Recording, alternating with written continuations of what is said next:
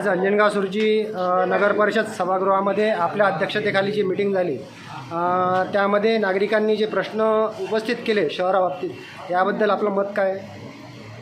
नागरिकांच्या भरपूर समस्या आहेत आणि आमदार या नात्याने माझं इथं ऑफिस आहे आणि दर्यापूरलाही माझं ऑफिस आहे.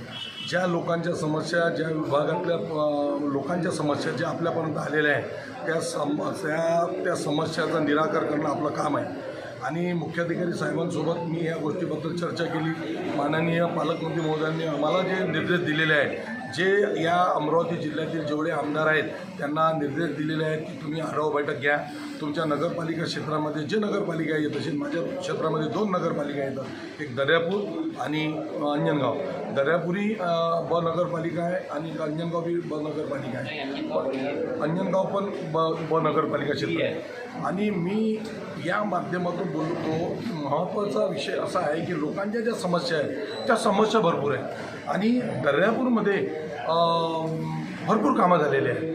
दर्यापूरचे अध्यक्ष साहेबांनी आणि आमदारांनी किंवा शिवसाहेबांच्या माध्यमातून जो निधी आलेला आहे तो त्यांनी निधी खर्च केलेला आहे. मी शिवसाहेबांना तेच विचारायला आलो की भाऊ, पहिला जो निधी एवढा मोठा जो प्रशासक असतानाचा निधी आहे, ज्यावेळेस नगरपालिकामध्ये नगरसेवक किंवा नगराध्यक्ष नव्हते त्यावेळेसचा जो निधी 7 कोटी रुपयाचा निधी आलेला आहे, तोही निधी तुम्ही आतापर्यंत खर्च केला नाही तर का केला? गावातील खड्डे तुम्हाला दिसून नाही राहिले, गावातील रस्ते तुम्हाला दिसून नाही राहिले, गावातील नाल्या तुम्हाला दिसून नाही राहिले, पाण्याचा प्रॉब्लेम तुम्हाला दिसून नाही राहिला. ज्या वेळेस प्रशासक असताना जर मुरूम पहिला पडते, ज्या वेळेस प्रशासक असताना गावातले खड्डे बुजवले जातात, गावातले रस्ते बुजवले जातात आणि आता प्रशासक नसून नगरपालिकेमध्ये बॉडी आहे, नगर अध्यक्ष आहे, नगरसेवक आहे.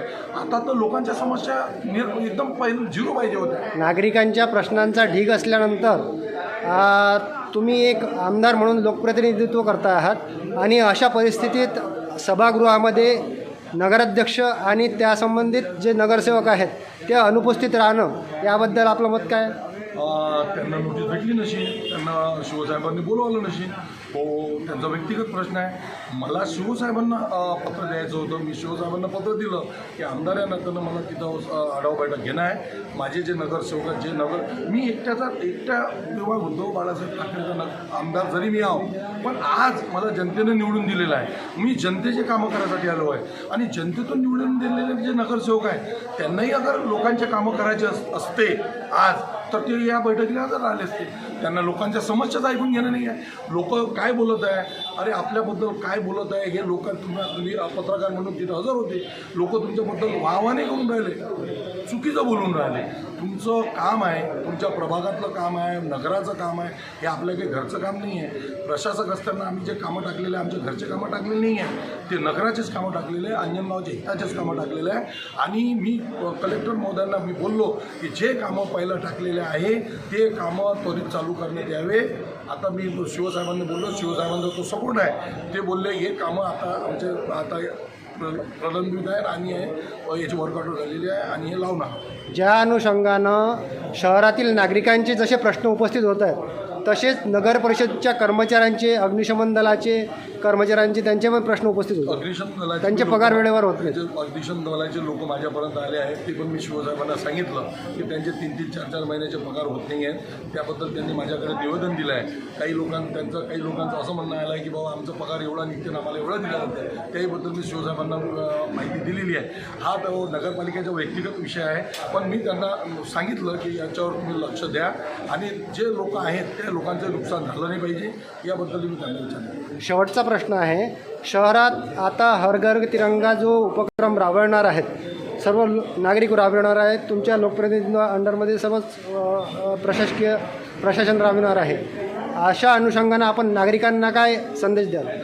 मी हर घर तिरंगा घर घर तिरंगा हे ब्रीदवाक्य आहे. या अनुषंगाने मी नागरिकांना हे सांगू इच्छितो की आपला जो 15वाडा, जो आठवडा हा आपण घर घर तिरंगा आणि घर घर तिरंगा, गावगाव तिरंगा जेही काही आपलं ब्रीदवाक्य आहे, या अनुषंगानं आपलं 15 ऑगस्टच्या दिवशी आपलं झेंडावंदन झाल्यानंतर किंवा आठवडाभर आपण जो आम्ही एक कार्यक्रम घेतला, तर माझं नागरिकांना आणि माझ्या दर्यापूर आणि अंजनगाव मतदारसंघातील जनतेला एक सांगणं आहे की जो आपला मान आहे तिरंगा, त्या तिरंग्याचा कुठेही अपमान होणार नाही.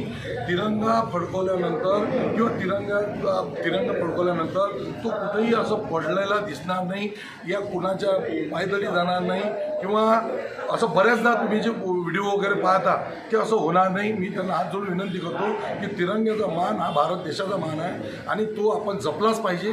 हा माझा संदेश त्यांना आहे की त्याचा मान तुम्ही, आपला एक खूप मोठा मान आहे, तो मान तुम्ही ठेवला.